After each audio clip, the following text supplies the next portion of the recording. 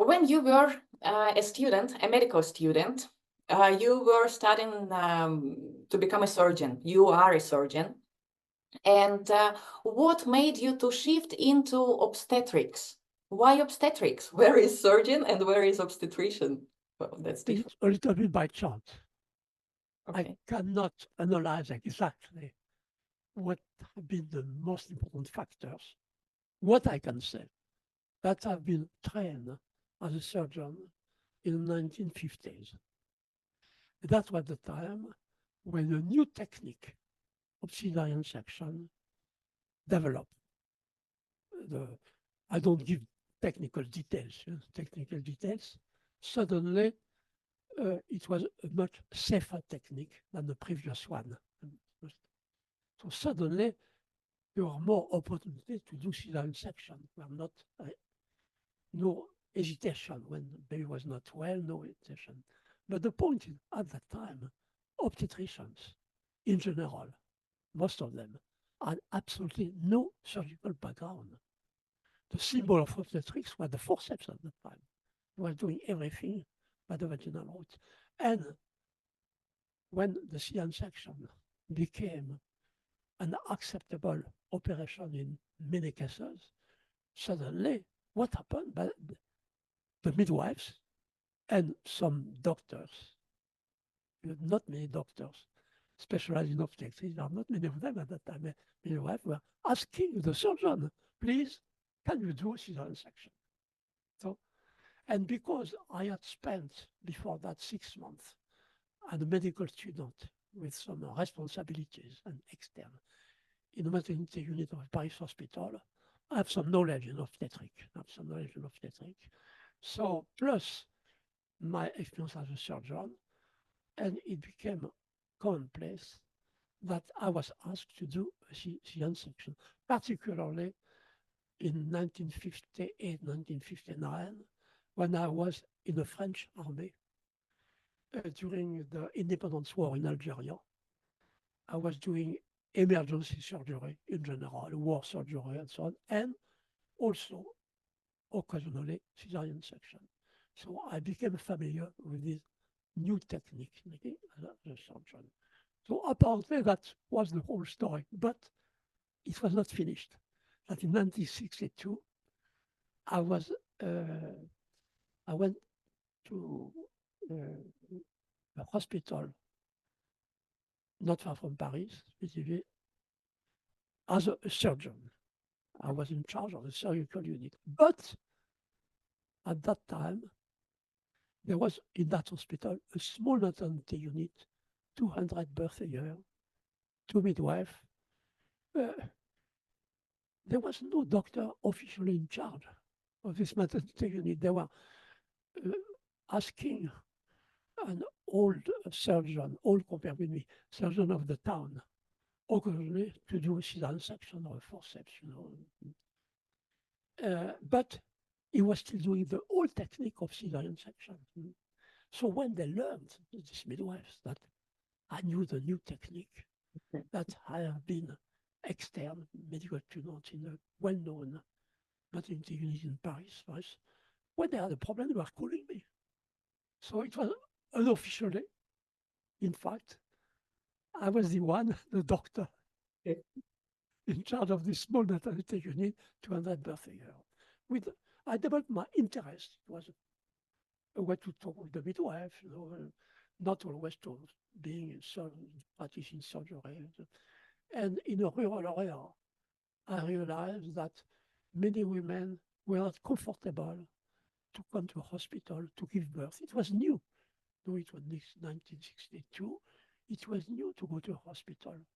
In 1962 was new to go to the hospital. It was still new in a rural area. Yes, so for many women, going to a hospital was still wet. You go to die, and they're not so comfortable. So I gave great importance to the environment, the experience, how they were living, what it was like, how to communicate with pregnant women. I don't want to give details because we could not change everything overnight. but there have been important steps. For example, creating a birthing room where you can forget you are in a hospital. Completely, it's like at home, home like birthing room, you may are comfortable.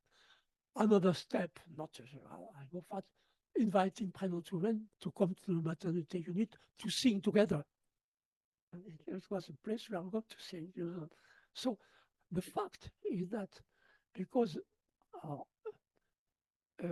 way of thinking was not usual, there are more and more women who would accept to come to a hospital, including women coming from elsewhere. Paris was not so far away, Orléans was not so far away. The result, I summarize. When I arrived in that hospital, 1962, there were 200 births a year, gradually. In 1977, we have reached 1,000 births a year from 200. Really? So, I had no time for surgery. I needed young doctors for surgery. I became known as an obstetrician, although I was not an obstetrician. So I summarize and some important steps in my understanding of birth physiology and so on and so on. So it's a, and I was quite free to have attitudes that were not conventional because I was not known as an obstetrician. So obstetricians were not looking at what's happening in our hospital. In a sense, to a certain extent, I feel free among obstetricians because I was not an obstetrician. So I summarize, you know, I'm obliged to summarize what happened in 25 years, you know. But you mentioned that women, they were not back then in 62, they were not delivering, they were unfamiliar with the birth at the hospital. Was it a push from the government for women to start delivering their babies in the medical system rather than at home? Oh, at that time, it was, we might say, cultural, everywhere. Women were told it's better to go to a hospital to give birth because if, for some reasons, the birth is difficult, dangerous for you, for the baby, now we have at our disposal new ways to save lives. You know, it was easy to understand, to explain. Now it's safer to do a cesarean section. Of course, it was not yet what we can do today. Think that it was just the beginning of plastic, tubing plastic and so on. You know, it was not the same as now, but however, it was easy to explain that we can rescue babies in danger through new techniques, new medical techniques. You know, and people understood that. It was easy to explain and to understand. So gradually, around 1960, I think that in France, as an example of Western European country, still about half births were at home and half of them were in hospital. In the 1950s, it was roughly, it was, but gradually, hospital birth became almost the rule, gradually. It's easy to explain. It was related to technical advances, not scientific advances, technical. Technical. And how easy was that for the women to have that switch? Was it a kind of mental to tell women that the birth at the hospital is safer? I can say from my experience that it was easier for women in big cities, because in big cities there were already big hospitals. Hospital when you go when you are sick. It was more difficult in small towns like Pithiviers, where I was, because in such small towns, comparatively small towns compared with a city like Paris, for example, in the mind of many people, the hospital was much more the place where you go when you are old to die, to prepare to die, and so on. So it was a little more difficult.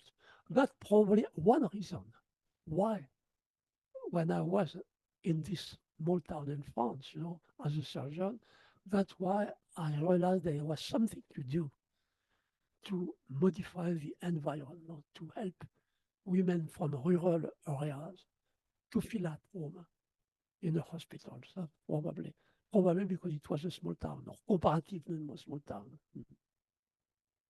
And it was special because it was a small town with many villages around, many farmers, many villagers around. So in general, until that time, women were staying at home in their villages at that time. And it was strange for them to go to hospital in rural area. In Paris, it was different. In big cities, it was different. And nowadays, how is the situation in France with home births nowadays? Oh, you know, today, when you compare countries with similar standard of living, the common points are more striking than the differences. There are differences, but they are smaller and smaller. Even if you consider, for example, the Netherlands, think that Netherlands, Holland, 20 years ago, they still had 25% home birth. But now is much lower. Difficult to know exactly the number today because it's constantly changing, decreasing. So finally, today we might say that the common points are more striking than the differences. There are small differences. For example, there are probably more home births in the UK than in France. But it's small. Remember, we are discussing between 0.03 and 1.7, you know. Mm-hmm. So we might say that today, when we consider how babies are born, we have to consider what's happening at a global level. The common points are more striking than the differences. When you are in a neonatal unit in San Francisco, it's roughly the same than in Moscow, you know, roughly. So we are going towards a uniformity here. But it is interesting how fast the shift has been done in this perception of delivering at home and delivering at the hospital. What I mean is that to deliver at home nowadays is not common. It is not common. And let's say there are two parallels of hospital births and home births. However, women who go for the home births, they never attack and they never try to reconvince the women who deliver their babies at the hospitals that it could be done elsewhere. And women who deliver at the hospitals, somehow they still have something to comment about the women who still prefer to deliver at home. It is very strange for me.